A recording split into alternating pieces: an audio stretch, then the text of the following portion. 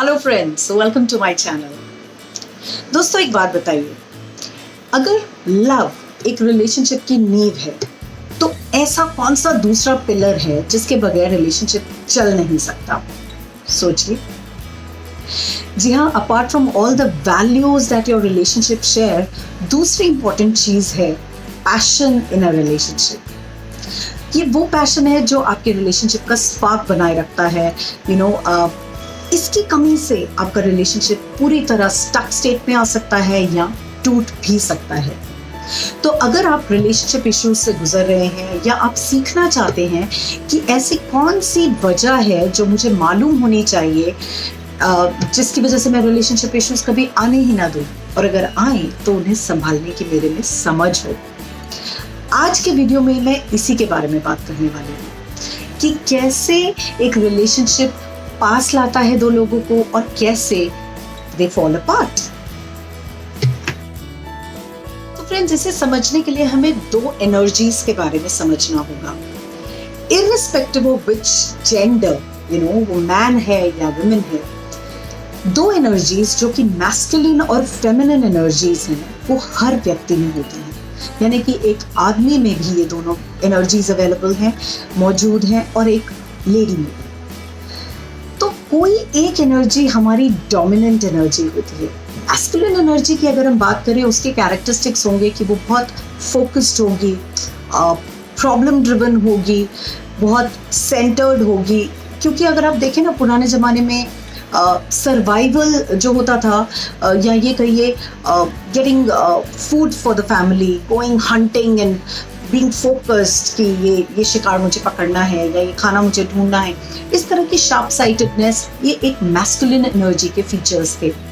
और एक feminine energy होती है नर्चरिंग के लिए, फीलिंग के लिए, केयरिंग के लिए, इमोशंस के लिए।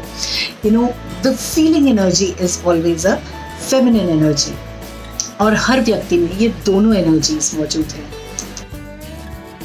किसी भी रिलेशनशिप में जब ये दो एनर्जीज सामने आती हैं, एक दूसरे के सामने आती हैं, ये होती ऑपोजिट है, but they attract. That's when a relationship spark happens, you kindle that spark। लेकिन over a period of time होता क्या है, इशू कहाँ आता है, प्रॉब्लम क्या आती है कि हम एक दूसरे के साथ रहते रहते एक दूसरे की तरह बनने लगते हैं। हमें एक्सपेक्टेशंस पता चलने लगती हैं कि वो इंसान मुझसे ये एक्सपेक्ट कर रहा है या मैं उससे वो एक्सपेक्ट कर रही हूँ, तो कहीं ना कहीं मुझे वही करना चाहिए जो वो कर रहे हैं, और उन्हें वही करना चाहिए जो मैं कर रही हूँ। कहीं ना कहीं हम उस ब्रिज को, कम्युनिकेशन गैप को ब्रिज करने के लिए एक दूसरे की तरह बनने की कोशिश करते हैं, और वहीं सारे प्रॉब्लम की जड़ हो जाती है। अगर हम एक जैसे बन गए तो आपको मैं बताऊं, they will repel apart, opposites will attract, likes will not। आप कॉमनैलिटीज ढूंढ सकते हैं। अगर मैं अगर सोचूं कि मैं स्ट्रांगली अगर फेमिनिन एनर्जी हूँ और मेरा मैस्कुलिन एनर्जी बहुत डोमिनेंट नहीं है, then maybe I'll gel along with people who are more feminine energies, irrespective of which gender they are। लेकिन अगर एक रिलेशनशिप में हमें रहना है तो ये चीज़ पैशन को परस्यू नहीं करने देगी। कॉमनैलिटीज मिल सकती हैं, हमें एक जैसे लोग मिल सकते हैं, पसंद आ सकते हैं, मगर पैशन को स्पार्क करने के लिए, एक इंटीमेट रिलेशनशिप को रिकिंडल रखने के लिए हमेशा हमें ऑपोजिट एनर्जीज के साथ ही होना चाहिए। तो ढूंढिए कि आपका पार्टनर और आप डोमिनेंटली कौन सी एनर्जी है। जब मैं डोमिनेंट कह रही हूँ, इसका मेन रीज़न ये है क्योंकि over a period of time एक लाइफ को जीते जीते, कंडीशनिंग होते होते हम कई बार कुछ मास्क पहन लेते हैं। बचपन की कुछ घटनाओं की वजह से हो सकता है मेरा मैस्कुलिन साइड ज़्यादा बाहर आ गया हो, या हो सकता है किसी मेल मेंबर का फेमिनिन साइड, केयरिंग नेचर, घर में कोई बीमार रहा हो और प्रोटेक्टिव होने के चक्कर में these energies have surfaced up, but at the core, you're somebody else. So don't try to become the other person.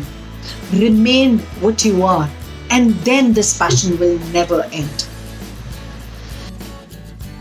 अब मैं आपको बताती हूँ कि वो कौन सी ऐसी 3 चीजें हैं मैस्कुलिन एनर्जी की और फेमिनिन एनर्जी की जो हमें दूसरे से दूर ले जा सकती है। जी हाँ, ये आज का बहुत बड़ा टेक अवे होगा। अगर आप में मैस्कुलिन एनर्जीज प्रोमिनेंट है, डोमिनेंट है, और आप मैस्कुलिन एनर्जीज ज़्यादा एग्जिबिट करते हैं, तो आप इन 3 चीज़ों से हमेशा पुट ऑफ हो जाएंगे, टर्न ऑफ हो जाएंगे। और वो 3 चीज़ें हैं, पहली कि कोई आपको अगर क्रिटिसाइज करे, आप कभी क्रिटिसिज्म लेना नहीं चाहेंगे। दूसरा, आप कंट्रोल्ड फील नहीं करना चाहेंगे। होते हैं ना लोग कि आपको कंट्रोल करना चाहते हैं, या वो चाहते हैं कि मेरे मुताबिक करो, मेरी एक्सपेक्टेशन है ऐसे ही बनो, तो वो आपको नहीं पसंद आएगा। यू विल प्रॉब्ली से मुझे मत समझाओ क्या करना है, I know, don't teach me, don't coach me, don't counsel me. So all the masculine energies will not like to be coached. They do not appreciate a feedback which is about, telling them what to do. Let them be. Give them a task and let them be. And third thing is, whenever a person is closed to them, मतलब आप उनके सामने खुल के सामने नहीं आ रहे, खुल के बात नहीं कर रहे हैं, खुल के अपना प्यार नहीं जता रहे हैं, तो वो मैस्कुलिन एनर्जी पीछे हट जाएगी। यानी कि वो जिसे कहते हैं ना, पैम्पर नहीं होगी, उसे feeling of love and passion feel ही नहीं होगा। So any masculine energy would never want to be criticised, controlled और बीइंग क्लोज्ड एट। ये तो हो गई मैस्कुलिन एनर्जीज। अब बात करते हैं फेमिनिन एनर्जीज की। ऐसी कौन सी 3 बातें हैं जो फेमिनिन एनर्जीज को एकदम से पुट ऑफ कर सकती हैं? फेमिनिन एनर्जी सबसे पहले एक्सपेक्ट करती है that she or whosoever that gender is should be understood. अगर उसको ये लग रहा है कि उसका पार्टनर उसे अंडरस्टैंड नहीं कर रहा, तो वो यही बोलेंगे कि तुम मुझे कभी नहीं समझोगे, तुम्हें समझ ही नहीं आ रही मैं क्या बोल रही हूँ। तो अंडरस्टैंडिंग उनके लिए प्रायोरिटी होता है कि तुम्हें मेरी बात से अग्रीमेंट हो या नहीं हो, बट एटलीस्ट मुझे समझो तो।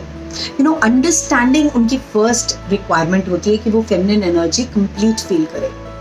दूसरी चीज होती है the feeling of being safe. women or maybe not women but feminine energies have always been a prey.